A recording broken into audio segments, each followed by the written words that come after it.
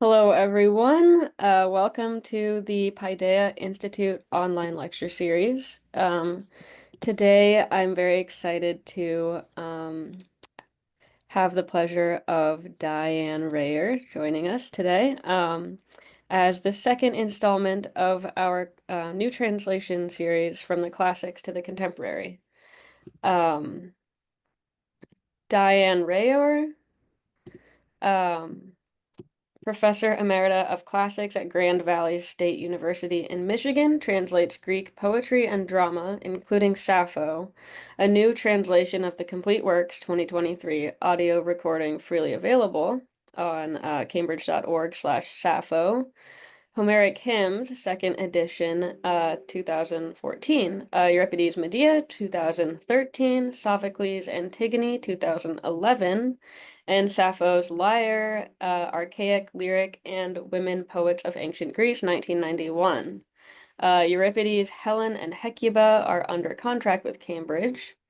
Her tragedy translations have been performed in Australia, Canada, Singapore, UK, and USA. And there are some YouTube links that I will put in the chat that you can visit if you want some more information um, on those performances and translation process. So I'll go ahead and hand it over to you. Thank you so much for coming. Thank you. I really appreciate being invited to this. Let's see.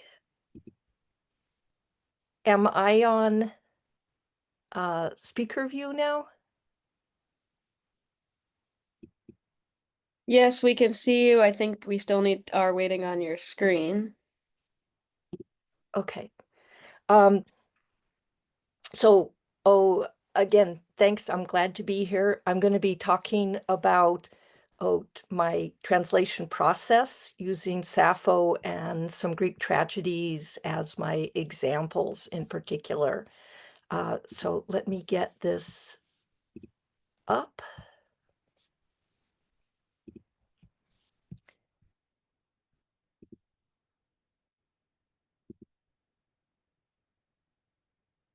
Okay, so my goals in translation are basically to make it as much as possible so that it works for, hang on, I've just got to clear this. Okay, can you all see the screen? Yes, we can see it. Okay, great. So my process is to make the translations work for readers looking at the page, readers reading aloud, audience watching something being performed, and for the actors being able to speak. So all of it is involved in the process of listening. I mean, that's really I kind of joke about it being my superpower is listening, because that's how I translate. I listen to the Greek, I listen to the English, and let's see, there we go. And I repeat it over and over again, listen to other people reading it, and I list here my basic priorities, just so you have a sense of what I'm up to in this. So I think kind of obviously accuracy is the baseline.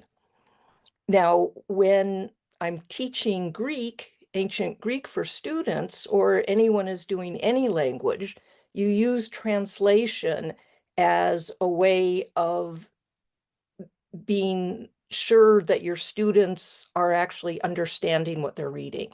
Literary translation is a whole different thing, because what it is how can you best put into English here or the ideas and emotions, the rhythms and imagery of the original text.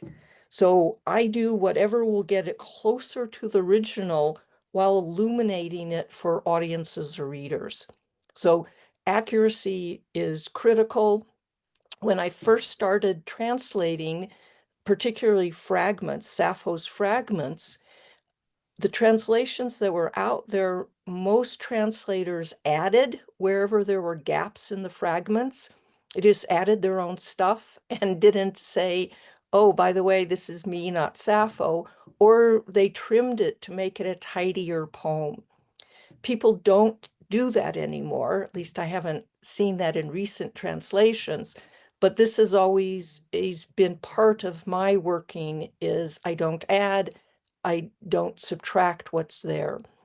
I try to keep all the imagery, the cultural constructs like charis, which is gratitude in Greek, or acts of supplication, imagery such as nautical imagery in Medea, and I'll take a look at that.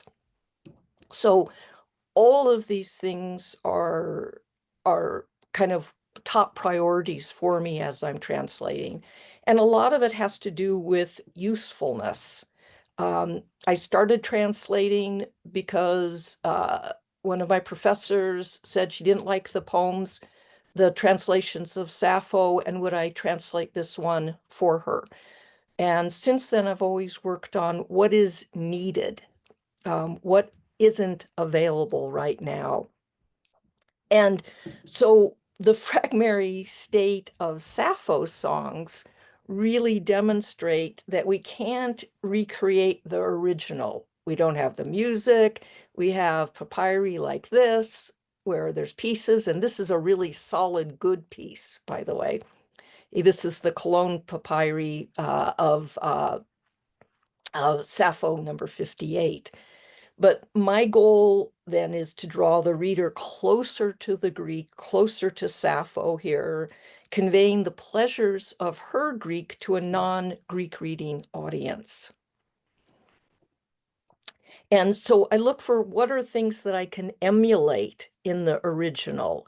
Whether it's the tempo, the imagery, repetition, alliteration, the stanza form. So one of the things that I started with is this idea of how do you do fragments? There's all these pieces. And what I try to do is to help the reader over the gaps. So I use ellipses where there's words missing and an asterisk when there's a whole line missing. And I try to just help the reader over the gap because our imaginations fill it in. So in this particular poem, which has to do with uh, um, memory and erotic suggestion. It's right before this, the part that I didn't include is let me remind you the lovely times we shared. And then it goes into this whole reminiscence part about the times we shared. And on soft beds, delicate, you quenched your desire. Not any, no holy sight we left uncovered, no grove, dance, sound. So what I was aiming for, and always with these, is just let the reader fill in, put words on the edges that help us flow with the poem, even though we don't have the whole thing. We can fill in enough. So, for example, in another poem, that's very fragmentary, number 20, it has put on ... your luster ... Well, put on your luster kind of flows. Not quite sure what it means, but it has a sense of that brightness. Or other fragments where it's come talk, this is number 27, come talk this through, right? And so by careful placement, we can keep moving. One of the other things that I aim for is working with the Sapphic stanza. For all my translations, I have the same number of lines, and I try to keep the same sort of format as the original. So in the plays, they're the exact same number of lines, same thing in as much as possible with the Sappho. And that as much as possible, I think is important because it doesn't always work out just right. Like here, my Sapphic stanzas, and I have the Greek just so you can see there, the 4 lines, last line is shorter. And so I was trying to do this sort of diagonal wherever it will work without changing the meaning, keeping the flow, keeping the sound. And if it doesn't look entirely consistent and pretty, I'm just like, okay, but that's one of the things I was aiming for. So 31 is one of her most well-known poems. And in this one, a couple of the things I wanted to point to are some of the specifics. When I'm talking about accuracy, the Greek has whoever. To me, it seems that man and has the fortune of the gods, whoever sits beside you and close. And so I try to work with the enjambment of the poetry, but whoever is important because she is not saying in that man who sits beside you. She's making it general, whoever sits beside you, right? And the same thing with using temptingly for himeroin. We've got this desire word, right? Creation of desire. And in the Greek, when we get down to, as we're going through all these symptoms, my heart flutters in my breast whenever I quickly glance at you. I can say nothing. My tongue is broken. The Greek does that as well. And so I try to keep with that. Then we've got fast. A delicate fire runs under my skin. My eyes roar. My eyes see nothing. My eyes see nothing. My ears roar. Cold sweat rushes down me. Trembling seizes me. I am greener than grass. To myself I seem needing but little to die. Yet all can be dared since. And that's where, unfortunately, it breaks off. So, I try to keep with the pacing. We end up with also unfortunate things in translation that we just can't get across. And that's where I use notes in my books, because Sappho's language is very subtle. Now, greener than grass in English is a little puzzling. Um, it is where we get the word chlorophyll from. It is green, but green in archaic Greece at the time of Sappho and Homer um, meant fresh, wet, moist, like we would say green wood, right? So it has that kind of moisture in it. Grass, and when you think of like grass here, lawns, whatever, that doesn't have sexual connotations. But in Sappho's poetry and other archaic poets, grass always is sexual because in Hesiod, when the goddess Aphrodite steps on land, after she's fresh born, grass grows up her ankles.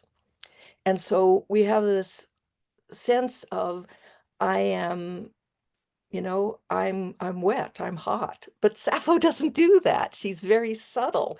And so that wouldn't work in the English. So I try to convey that and then have notes because we've got the climax and then I'm just about dead, right? And then if only we had the full last stanza here, because it says, yet all can be dared in my translation. That's tolmaton. Tolmaton can mean 2 different things. It can be endured, and I used to translate the poem that way. Yeah, there's nothing I can do about it. Okay, I have to endure. Well, all can be dared is kind of you go, girl. So there's a real different feel. The translator has to make the choice. And that's also why I use notes, because it's how else can I clue in the reader if I can't work it into the poem itself, right? Because all translations are through an individual. It's a very intimate act, okay?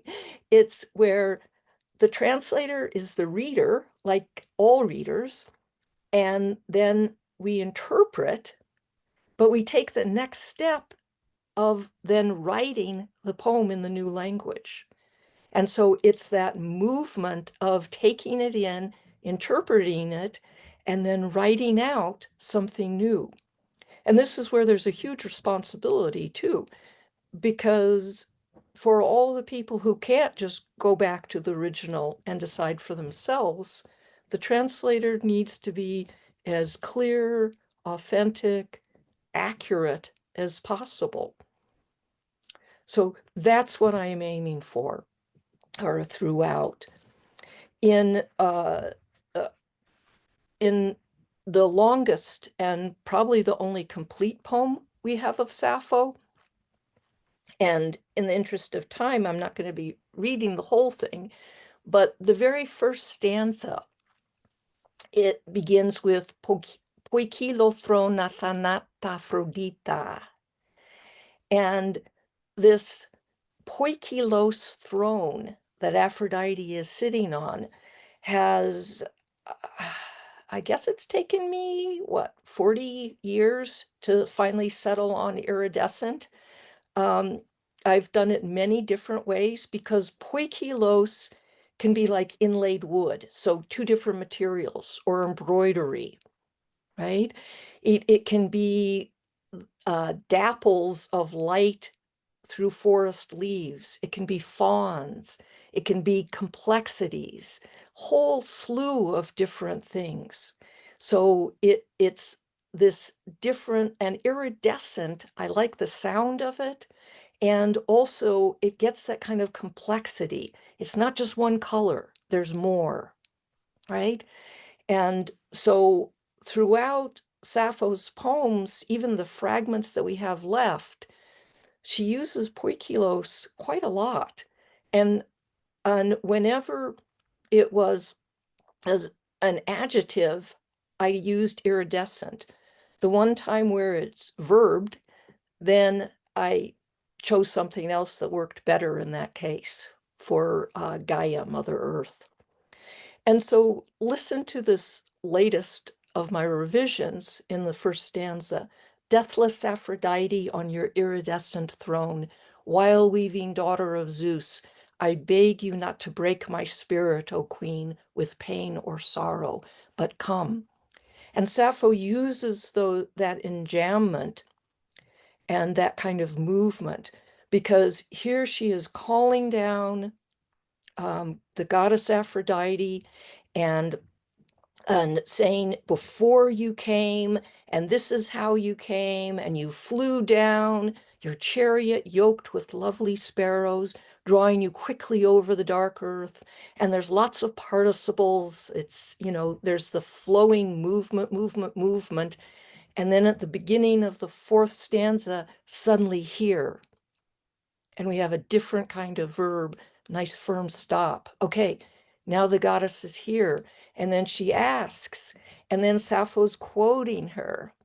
So we have all these different pieces of it's like there's an epiphany of Aphrodite again, right? Coming again. So what do you need now, Sappho?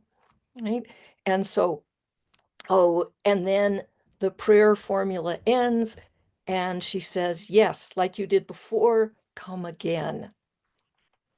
And some of the details that I would note have to do with, in my translations, I try to be very careful about being precise in gender.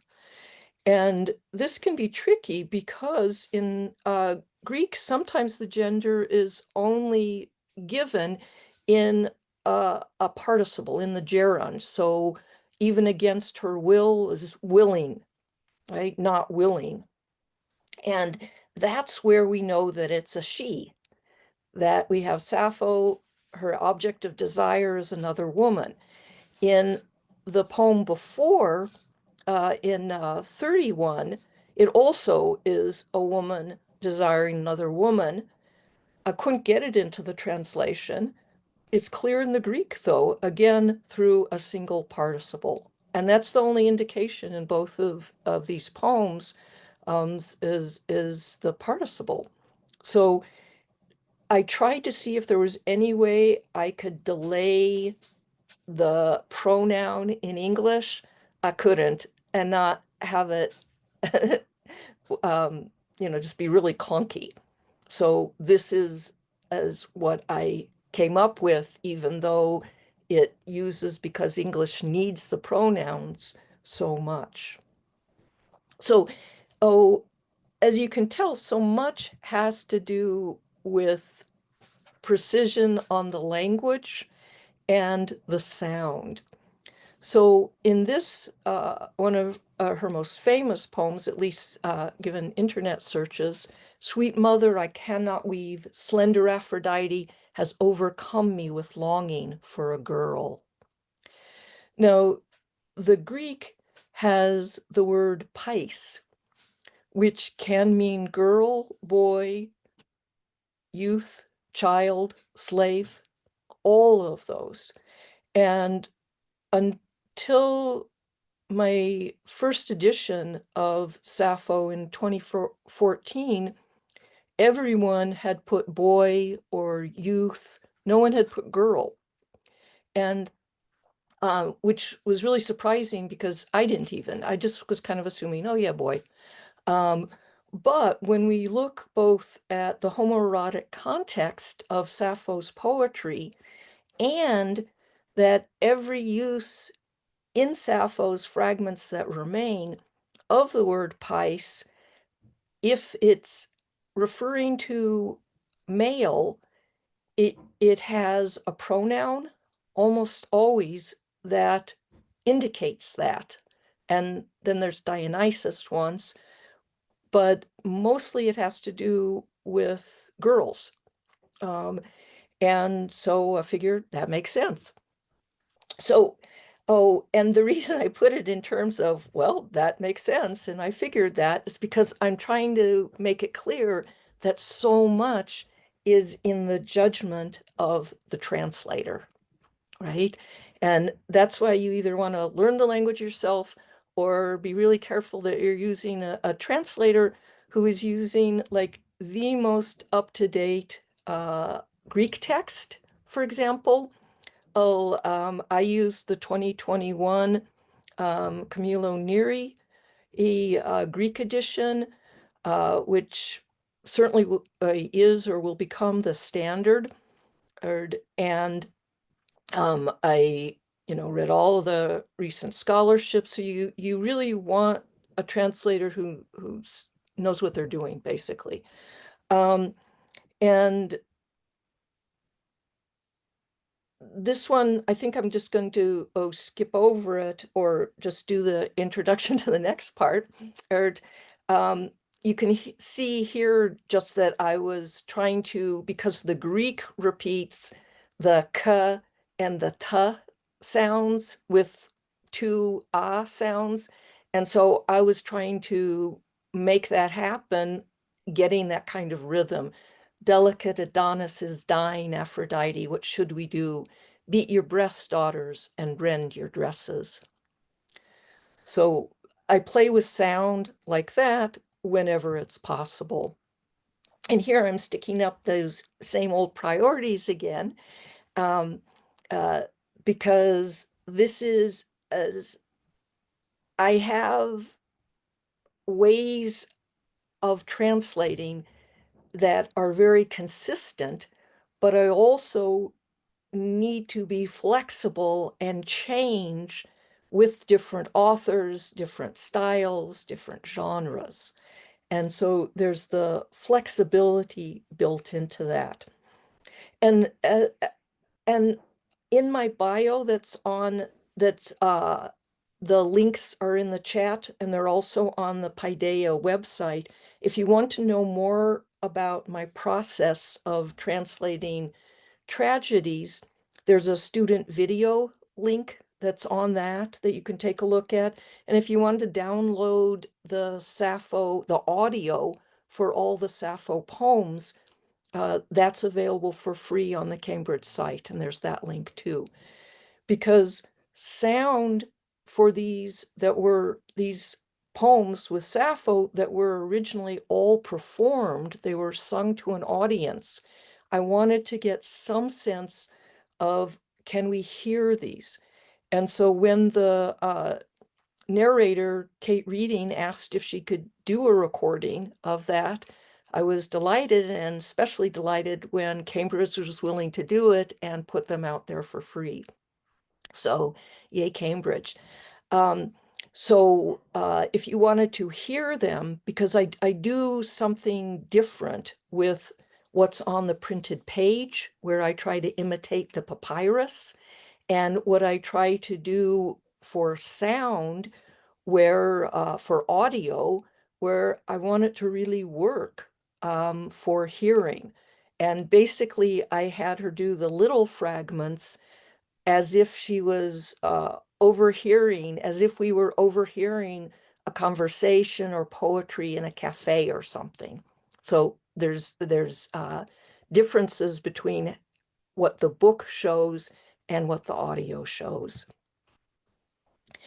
Now, my way of translating tragedies is quite a bit different, as plays need more people involved. And my task right away was, as how can I make a text that people with no Greek background can pick up and read in classrooms or on their own, with introduction and notes and all the supplementary help possible, and also have it work as a script for directors just to pick up and use to work with the cast to perform, right? And uh, that's really challenging. I couldn't possibly do comedy. Um, and I'm very, very slow, because the way that I do this is with a whole full production. So I start off in the past, I certainly taught the play in Greek once or twice, used drafts of it with my students. Um, then when I have as good a draft as I could, I need to do workshopping with a whole group of people. And this is a process it's truly collaborative, with director and cast heavily involved. Um, and it's a technique of workshopping that's quite common for new plays. What's different with mine is that the script has to remain as accurate to the Greek as possible, avoid paraphrasing, maintain the same number of lines while still working for an audience. And so that's also why it's so slow to do. But I have the cast do an initial cold read through together, and that I catch a whole bunch of things right off, because some things just don't sound good. Just one kind of funny one was in doing Helen. Menelaus asks for a beer. That's what it sounds like, but it's B-I-E-R. So yeah, that doesn't work in English. So I had to change it to coffin. Um, even though that's not quite as precise, but you have to work with the language. So uh, what I do is I work with the cast intensely. And the reason I'm just showing this particular screen here is because I want this to be as easy as possible for directors and for actors. So they look at this and they go, okay, I know how many lines, all the lines are numbered, and I know who we need to cast, how many characters are in each part, And then it's really easy to work with casts or students for that matter on that. And in performance, actors have to be able to say the lines. I mean, that seems kind of obvious, but when an actor stumbles on a line, that's not their fault, as it usually would with a fixed script. It's, the line needs changing. The actor has to be able to say it. If they're stumbling on it, something's wrong with the line. And then I go back. And so it takes me about 7 weeks of rehearsals, and with revisions after every rehearsal, back and forth to see what works, what's closer to the Greek, not farther away. And not only do the actors need to be able to say these, but the audience has to understand the lines, right? They have to understand them in a single hearing, not looking at notes, and at the tempo which they need to be spoken or sung, right? They need to be able to hear it and understand that. So by revising the draft in collaboration, I can fine tune it into an actable script. Each time they stumble, I can keep improving. And sometimes they just come up with better phrases. They'll just say it the way it sounds right. And I go, yes, that's it. Or sometimes I just need to hear it often enough to know that it's wrong, right? I need to just keep hearing it and then, yeah, that's really wrong. And I'll give an example of that as well. But one of the things in my translations, the language needs to be contemporary. It was contemporary in ancient Greece. It needs to be contemporary for accessibility, but it also can't be short-lived slang. And so I keep the scripts accurate, without additions, developed on stage, partly so that the same script can be used for very different productions. Right? I try to keep it like I don't make references to modern things. I try to keep the imagery accurate. I think if you're hearing a Greek tragedy, the audience can accept that it's ancient. You don't have to have cars for chariots or something, right? Um, so, what that means is that very, very different productions use the same script as kind of a home base. And it's worked for productions all over. So the production done in Detroit was quite different than the one done in rural Tennessee. And though they're very different plays done very differently without changing any of the words. This also meant that it can be translated into other languages for directors who don't know Greek, but do know English. And so, for example, Antigone, and this is my favorite director here, or the one who did 3 of my plays, Karen Libman. And so she was invited to India, and there was a translation of my Antigone into Assamese. And so here's the cast working with it. And of course, they did a very different production based on what culturally made sense for them, right? But they could use it as a baseline. I think my Sappho has also been translated into Korean. Yeah. Um, so I try to keep that baseline. Again, so the plays can be done many places with different cultural differences, but we've got the play as the baseline. And as Karen Libman, my director, said, the director's task is to ensure through production the play's potentiality on the stage. And so this way I can work out all the bugs. And so when someone has the script, they can just use it. In the past, the way that so many different productions were done is that directors had to cobble together different translations, slash and get a little here or there and make up some stuff to put together a workable script. And so as much as possible, I'm trying to do something that's ready to go. Oh, and I can give an example here of um, in the Hecuba production at the University of Colorado in Boulder. Again, a very different kind of production, full music, all the choruses were sung in the Greek wherever the actors originally sung. They had original music and original the masks, everything for it. And, and so again, a different kind of production, and I was able to work out all the kinks.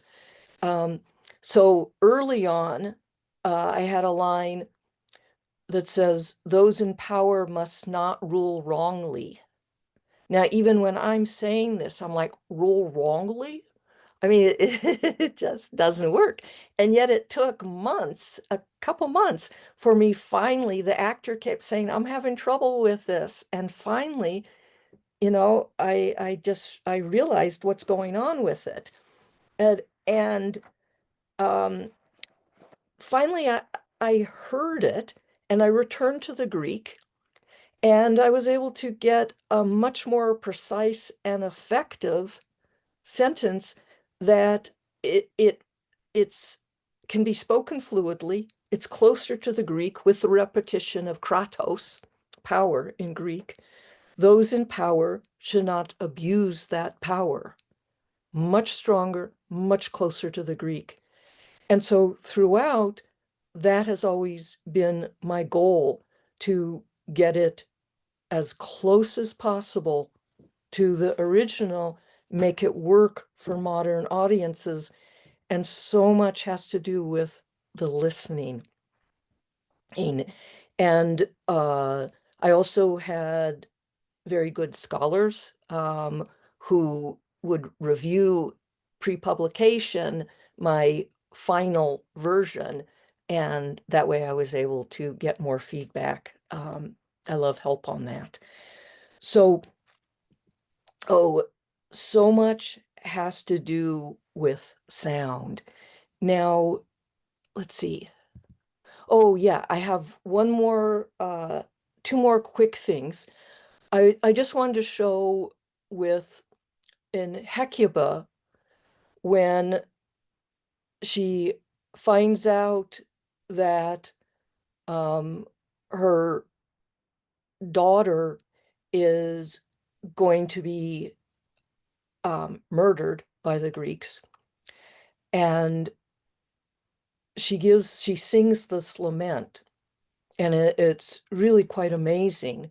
One of the things that Euripides always does is lots of repetition. He verbs as nouns, nouns as verbs, just has this repetition. So I tried to keep repetitions where there's a different word for the same kind of thing, like cry and lament.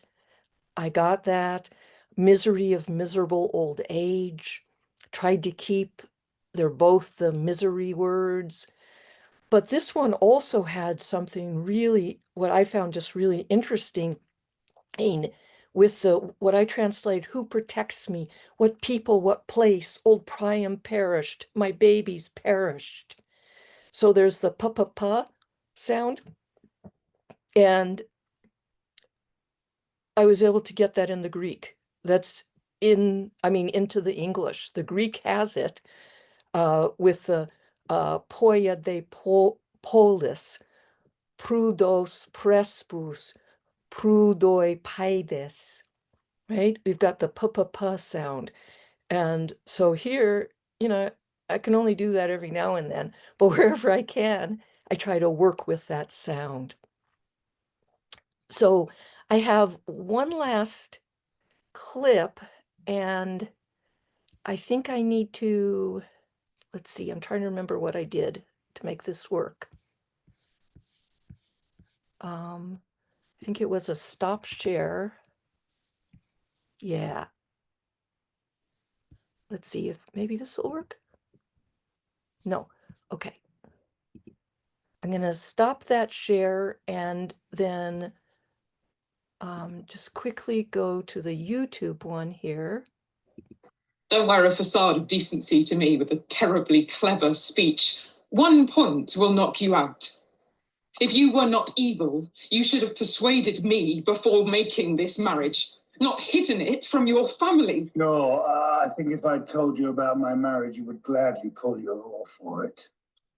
Even now, you can't bear to cast off your heart's great rage. No, you were thinking that a foreign wife wouldn't provide you with glorious status in old age. Now, I understand this. Not for the sake of a woman did I marry into the bed of royalty as now I have, but just as I said before, wanting to rescue you.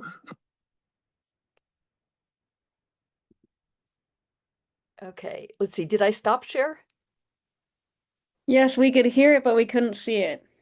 Oh, darn. Okay. Well, Want to try it one more time? We could, or I can always edit it in later too for those who want to see it. okay. So what this was is it was the Reading Greek Tragedy online that used a translation of Medea.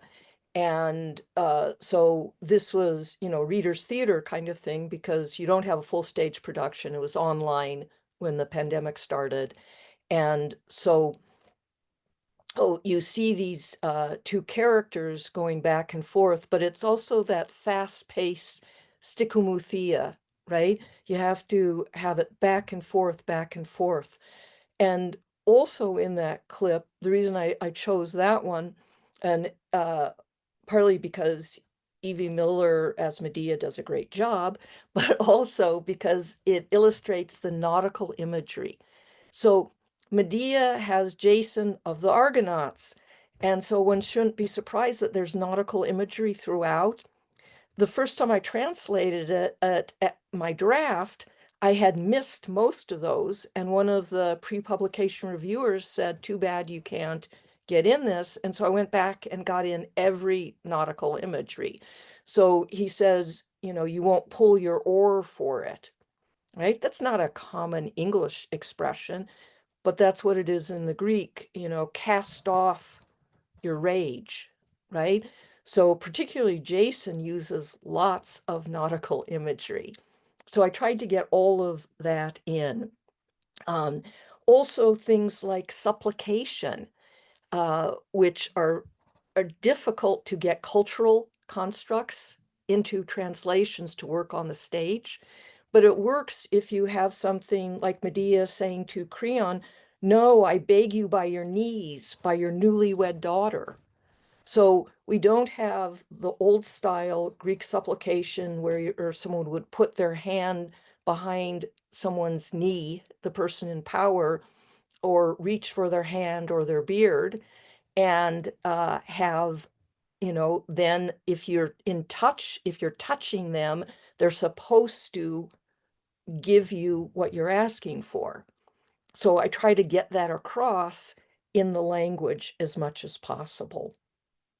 So uh, to just to end this and have time to get to the questions, I wanted to say that what I'm working toward is unadorned and authentic translations that provide relevant experiences and important themes. The broad spectrum of human experience and suffering, which are the same word in Greek, right, where we get pathos, right, suffering and experiencing, and also love.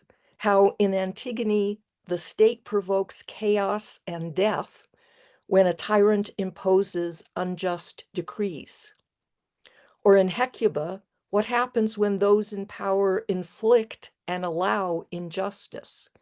And as you know, if you've read those plays, lots of death, chaos, and destruction.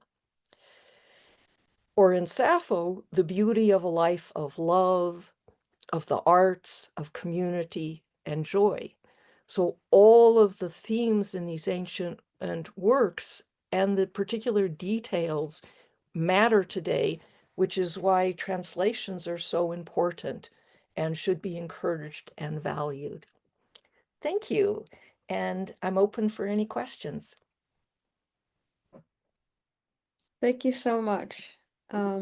If you would like to ask a question, you can use the raise hand feature. If you can't find the raise hand feature and you'd like to ask a question, or if you'd like to ask a different way, you can either sort of just jump in or you can put one in the chat and we'll read it for you.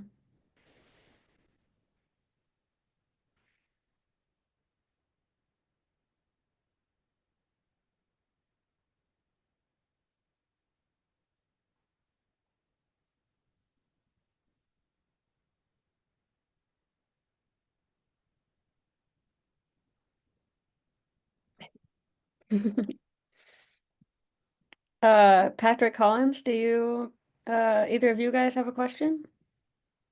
I think you're still muted. Mhm.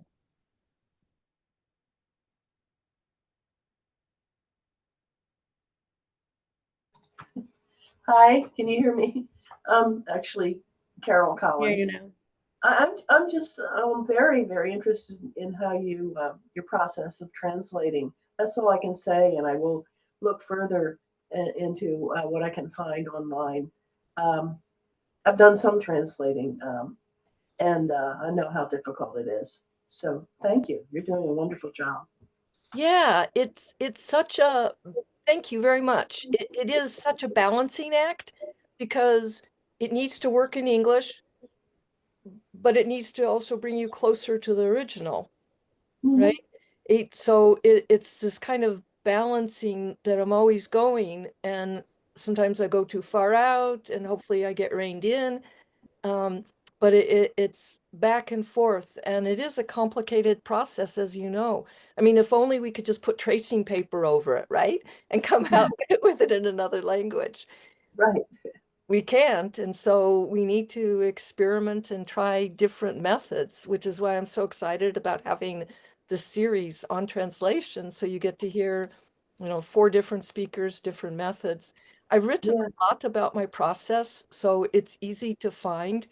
All my books have a note from the translator. So, and I put things in there, and yeah, so Montreal Review also has a little thing of mine. So, yeah. Okay, I will look into it. Thank you for sharing. Turn me off.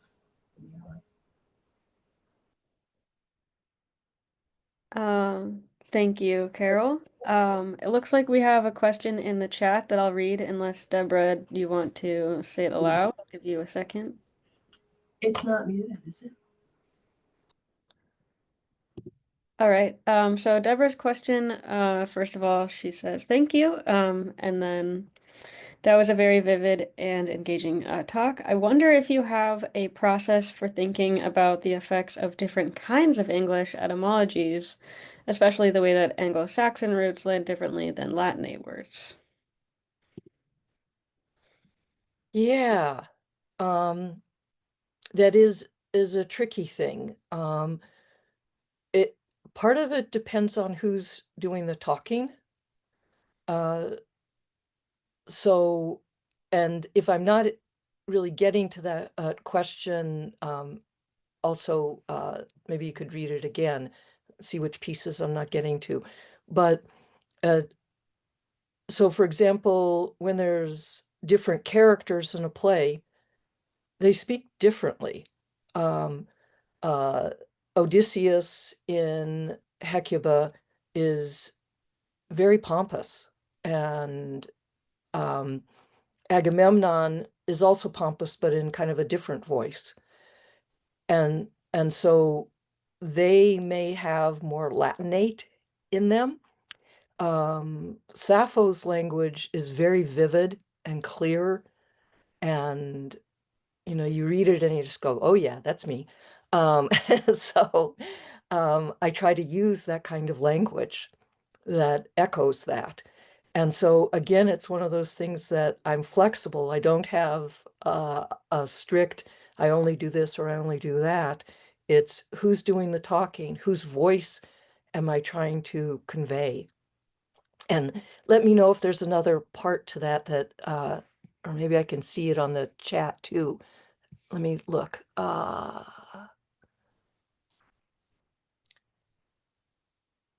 Yeah, I like to play with language a lot. And so, well, in Hecuba, it's like, how many different words do we have in English for misery? So sometimes it's like going through those, but it's also having plays with words because Greek wordplay is really rich. And I can't always convey that. So sometimes I'll slip it in other places where the Greek doesn't. So for example, there's one where Creon is saying, what was it? Let me see if I just have it. Creon is talking to Tiresias, and he says that, oh, here, I'll find it.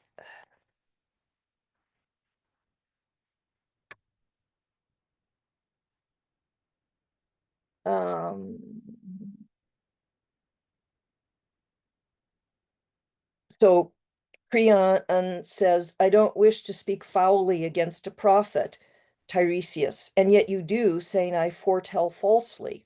Creon, since prophets all love silver, Tiresias, and tyrants love shameful profit. Well, prophet and prophet sound the same in English. They're definitely two different words in Greek, but that kind of back and forth wordplay is so common in the playwrights that I try to get those in wherever I can, right where they're in the Greek if possible, if not, kind of slip them in other places. Because the stichomuthia that goes very quickly, they usually repeat some words that the person just said and kind of turn it a little differently. So, yeah.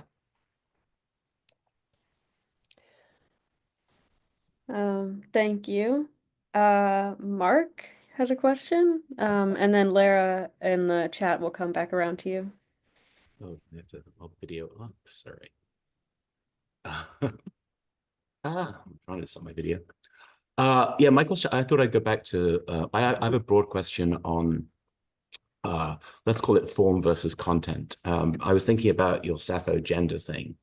When you have, it was really well noticed that you only find out the gender at the end with the participle, right? But I would have said that means that the whole thing reads like a riddle. That is, the riddles of there is a thing which, and you never find out right till the end. So the question is that riddle, the form of how that poem works with the riddle structure, more important than the content, right? In effect, you kind of gave up and said, oh, yeah, it's sort of like a riddle, but I can't do it. Like for me, I think I would have sacrificed a lot to get that across. And the other thing about it, just to add, was like what's so great about it, I hadn't actually noticed until you went through it, was that it's very gnomic, right? It's a bit about love that refers to everyone. Like love is the kind of thing that the person who runs after will soon be the person getting run after, right? It's a cliche almost, and then it gets answered with that final participle. So yeah, like did you pull your hair out over this, or it was one? And also, like, how do you deal with form versus content in that way? Yeah, really good questions. So, oh, we also need to remember the context.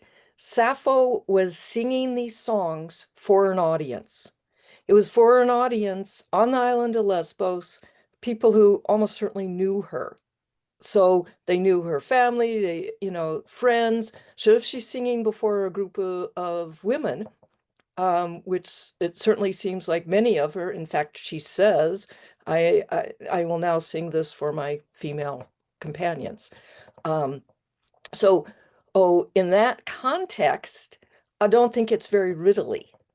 So because we have that social context, which is absent in just the printed thing. Now, translation really is like puzzles. It's like, oh, what's that right word, right? How can I get as much of this as possible? So mangling the English to try to get the answer at the end of the stanza doesn't work for me, because I want anybody singing this, saying it, reading it, hearing it to not be stopped by that. So yes, it shows it at the end. Now, how much of that was simply because it was understood at the time?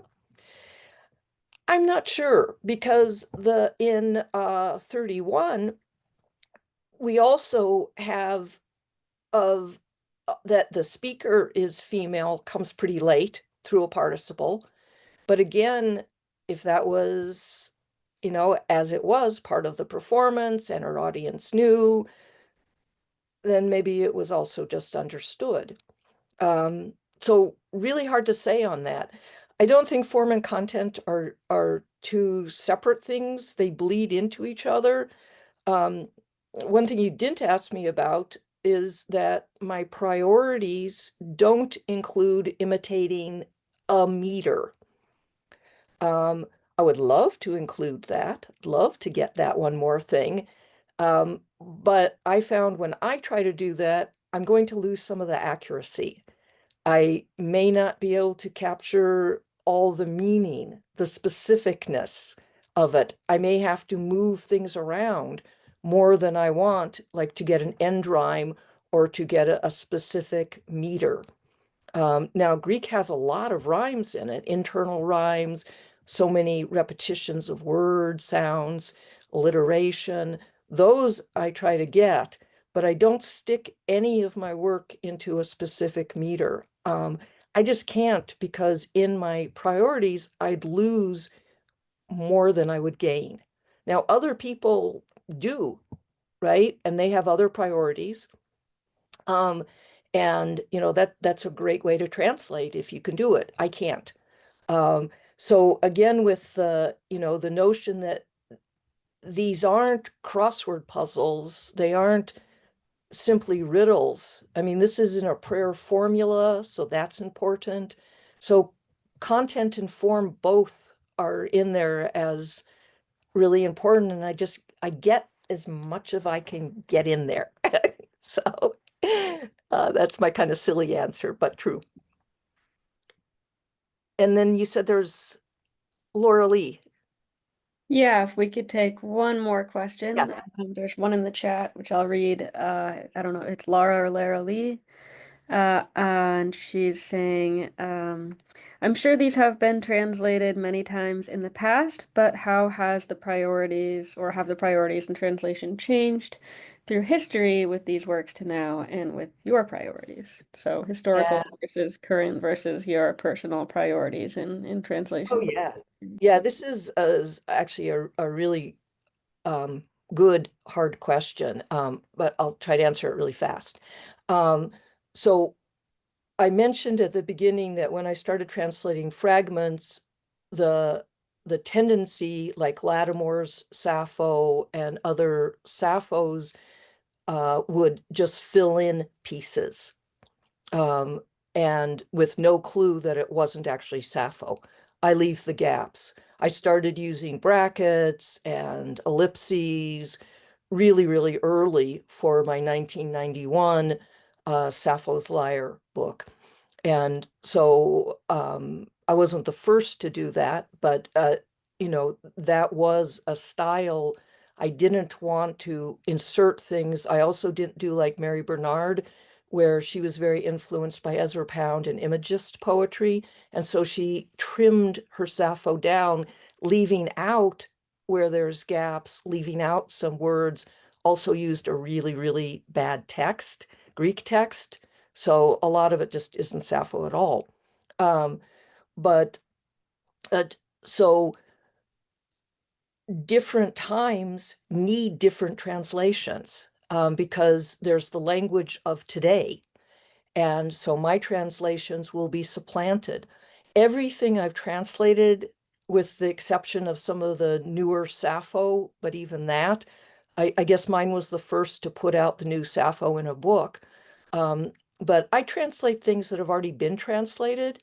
And so when I talk about having a need, it's what isn't there in the translations. I mean, the reason I chose to do Hecuba and Helen next was because I asked directors, so which Greek tragedy do you really need a better script for that you can perform? And that came out as the top two. So that's why I chose those.